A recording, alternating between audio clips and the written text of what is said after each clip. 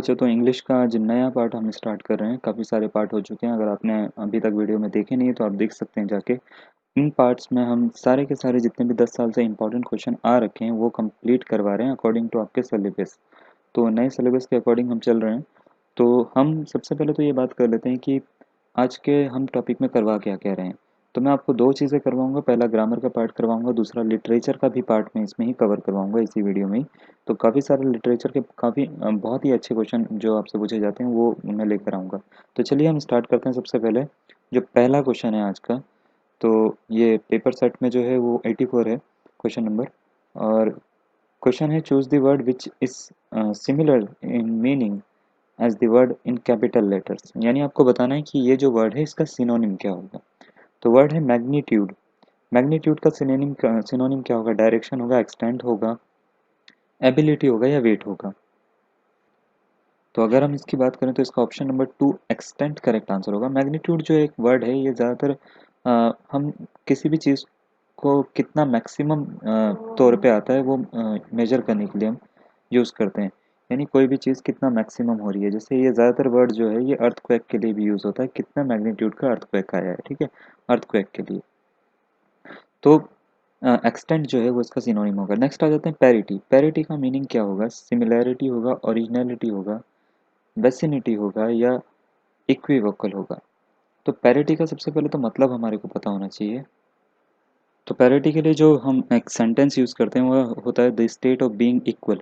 Equal का मतलब ये है कि ऐसा प्लेस प्लेस की बात नहीं कर रहे हैं, ऐसी स्टेट जिसमें हम सबको ही एक समान मानते हैं या सिमिलर मानते हैं।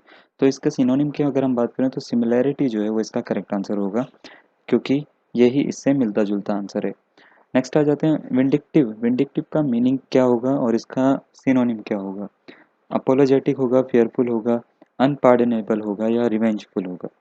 तो विंडिक्टिव का मतलब क्या होता है? सबसे पहले तो मैं आपको ये बता देता हूँ। इसका जो मतलब होता है, इसका मतलब होता है कि कोई भी ऐसा इंसान जो दूसरे के लिए शत्रुता रखता है। शत्रुता का मतलब ये होता है कि वो रिवेंज लेने की ठान के रखता है अपने दिमाग में।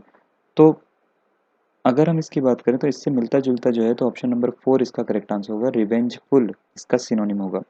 नेक्स्ट आ जाते हैं इनएक्सट्रिकेबली। इसका सिनोनिम क्या होगा? सर्टेनली होगा, अनफॉर्चुनेटली होगा, इनएविटेबली होगा या इनकरेक्टली होगा। तो इनएक्सट्रिकेबली का मतलब होता है कि टोटली, ठीक है, टोटली यानी on the whole, in whole बोलते हैं हम इसको, ठीक है ना, ऑन दी होल बोलते हैं, टोटली भी बोलते हैं। तो टोटली का मतलब अगर हम ध्यान से देखें तो इनमें से चारों में से कोई भी फुलफिल नहीं कर रहा। तो इसका एक और मीनिंग भी हो सकता है जिसको हम कहते हैं सर्टेनली। तो ऑप्शन नंबर 1 जो है वो इसका करेक्ट आंसर होगा। नेक्स्ट क्वेश्चन की ओर आते हैं। तो नेक्स्ट क्वेश्चन बच्चों आपको दे रखा है कि choose the word which is opposite in the meaning of the given word in capital letter. तो आपको बोला है कि इसका एंटोनिम आपको बताना है, अपोजिट वर्ड क्या होगा, ठीक है। तो एंटोनिम आपको बताना है। पहला वर्ड है हॉस्टाइल। हॉस्टाइल का एंटोनिम क्या होगा, यानी उसका उल्टा क्या होगा? फ्रेंडली होगा, स्विफ्ट होगा, इंडिपेंडेंट होगा या एंटेगोनिस्ट होगा। तो सबसे पहले तो मैं बता देता हूँ, हॉस्टाइल का मतलब जो होता है वो होता है कि अनफ्रेंडली, जो बहुत ज़्यादा हम बोल सकते हैं पसंद नहीं करता किसी को या शत्रु मानता है किसी को, तो उसके लिए हम हॉस्टाइल वर्ड का यूज़ करते हैं। तो ऑप्शन नंबर अगर हम इसकी बात करें, इसका उल्टा फ्रेंडली इसका करेक्ट आंसर होगा। नेक्स्ट आ जाता है प्यूनिटिव। इसका उल्टा क्या होगा? पंक्चुअल होगा, इनकंसिस्टेंट होगा, रिवार्डिंग होगा या डैमेजिंग होगा। तो डैमेजिंग तो बिल्कुल नहीं होगा इसका। प्यूनिटिव का मतलब क्या होता है? सबसे पहले तो प्यूनिटिव का मतलब होता है कि एक ऐसा कर्ज या ऐसी चीज़ जो आप जिसको आप बहुत सारे पैसों देकर भी आपके पास इतना पैसा ही ना हो कि उसको झुका सको आप बिल्कुल ही बोल सकते हैं दिवालिया हो जाओ। तो इस वर्ड का यूज़ होता है प्यूनिटिव, ठीक है। तो प्यूनिटिव एक तरह का नाउन है। और इसको अगर हम बात करें, इसका उल्टा क्या होगा? वो होगा कि अगर आप दिवालिया हो रहे हो, आपके पास बिल्कुल भी पैसा नहीं है, तो इसका उल्टा होगा आपको रिवार्ड मिल रहे हैं। तो रिवार्डिंग इसका जो होगा वो करेक्ट आंसर होगा। नेक्स्ट आ जाते हैं यूनैनिमिटी। इसका उल्टा क्या होगा, यानी एंटोनिम क्या होगा? यूनिसन होगा, डिसएग्रीमेंट होगा, सब्सटेंशियल होगा या मेजोरिटी होगा। यूनैनिमिटी का मतलब होता है कि काफ़ी लोग एक ही मत पर सहमत हो रहे हों, ठीक है। मतलब मान लेते हैं आप कुछ बात कह रहे हो और काफ़ी लोग उस पर सहमत हो रहे हैं, तो वो यूनैनिमिटी होगा और वो जो आपका डिसीजन होगा वो यूनैनिमस होगा, ठीक है। तो इसका एक जो सिनोनिम होता है वो होता है एग्रीमेंट। तो इसका उल्टा क्या होगा, वो होगा डिसएग्रीमेंट। तो ऑप्शन नंबर 2 जो है वो इसका करेक्ट आंसर होगा। नेक्स्ट आ जाते हैं टर्मिनेट।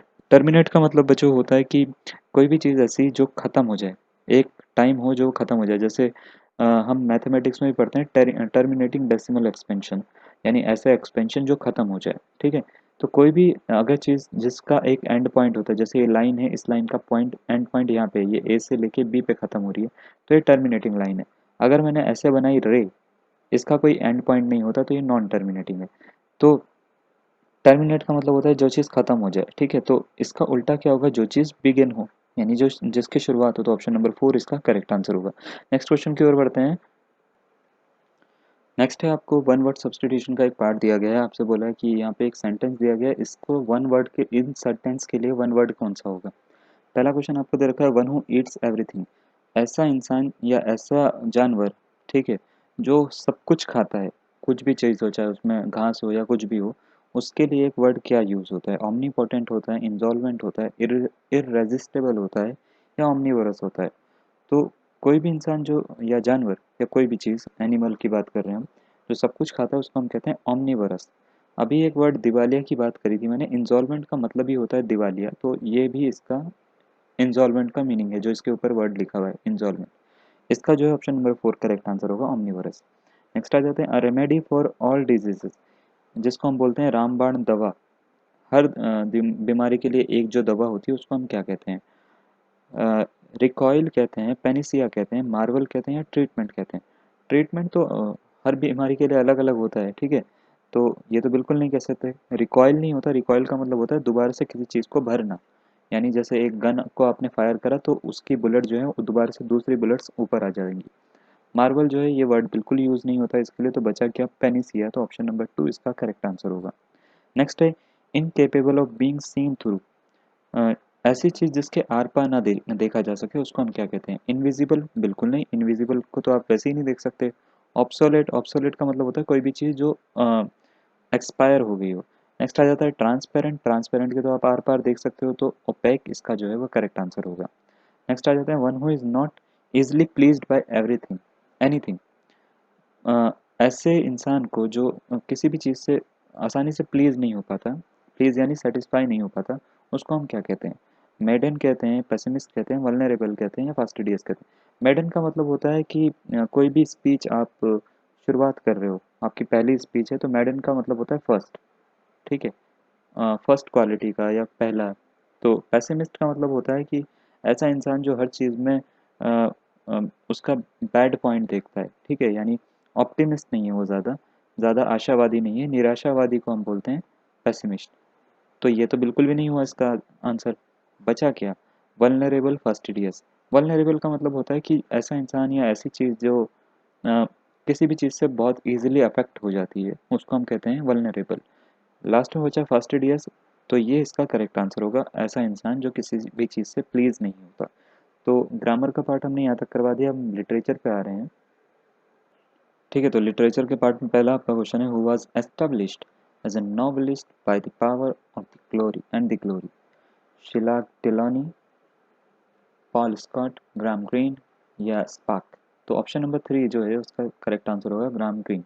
नेक्स्ट है, आपको दे रखा है, ही satirizes the evils of 20th century urban civilization but he does not preach this has been set for।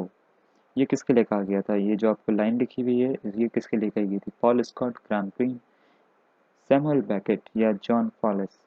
तो ये कहा गया था ग्राम ग्रीन के लिए, तो ऑप्शन नंबर 2 इसका भी करेक्ट आंसर होगा। नेक्स्ट आ जाते हैं, the name of action is a work bye gram green, it is what, a novel, a play, a novel, sorry a poem, और अ लेटर।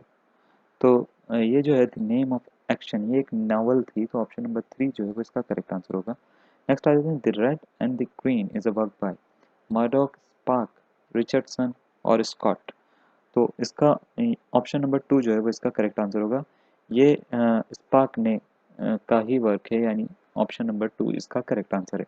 नेक्स्ट आ जाते हैं, clouds of witness is a work by Dorothy Sayers, Agatha Christie, Virginia Woolf, और Mr Eliphad. तो इसका अगर हम बात करें, ऑप्शन नंबर 1 करेक्ट आंसर होगा, डोरोथी सेयर्स। नेक्स्ट क्वेश्चन है, the mysterious affairs of Styles is a work by Woolf, Christie, Macaulay या स्कूट। तो इसका ऑप्शन नंबर 2 जो है वो इसका करेक्ट आंसर होगा। नेक्स्ट आ जाते हैं whose body is a work by Christie, Brooke, Sayers और वुल्फ। तो इसका ऑप्शन नंबर 3 इसका भी करेक्ट आंसर होगा, यानी सेयर्स। नेक्स्ट है opus is a work by written by Keats, Shelley, Coleridge और वर्ड्सवर्थ। तो इसका अगर हम बात करें तो कीट्स ने लिखी थी ये, तो ऑप्शन नंबर 1 इसका करेक्ट आंसर होगा। नेक्स्ट आ जाते हैं when I have fear and bright stars is a sonnet by. तो ये सोनेट किसने लिखी थी, ठीक है, शेली, बायरन, कीट्स, ब्राउनिंग। तो ये लिखी थी कीट्स ने, तो ऑप्शन नंबर 3 जो है वो इसका करेक्ट आंसर होगा। कीट्स डाइड इन, कीट्स की मृत्यु कब हुई थी ये आपसे पूछा गया है, 1821, 22, 1920 या 1900 में। तो कीट्स जो मरा था अगर हम बात करें तो 1821 में इनकी मृत्यु हुई थी, तो ऑप्शन नंबर 1 इसका करेक्ट आंसर है। नेक्स्ट आ जाते हैं Il Penseroso means ill man, pensive man, ill and pensive man या इंसैन मैन।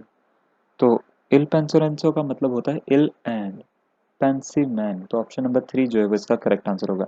नेक्स्ट आ जाते हैं क्वेश्चन 12 पे, और let my lamp at midnight hour be seen in some lonely tower, these lines are from the tower, the Penseroso, Thyrsis और mercy. तो ये तो देखते ही पता लग रहा है कि ये लाइन कहाँ की होगी, लेकिन ज़्यादातर लोग क्या सोचते हैं ये टावर की होगी, तो ये इसकी नहीं है, ये है एल पेंसरेसो की लाइन्स। तो ऑप्शन नंबर 2 जो है वो इसका करेक्ट आंसर होगा। नेक्स्ट है commerce was presented in honour of the, आपको 4 ऑप्शन दे रखे हैं, Earl of Brightwater, Bridgewater sorry, Earl of Yorkshire, Earl of Surrey और नन ऑफ दीज। तो इसका जो है 1 करेक्ट आंसर होगा, अर्ल ऑफ ब्रिज वाटर। तो चलिए दोस्तों आज के लिए इतना ही, थैंक यू।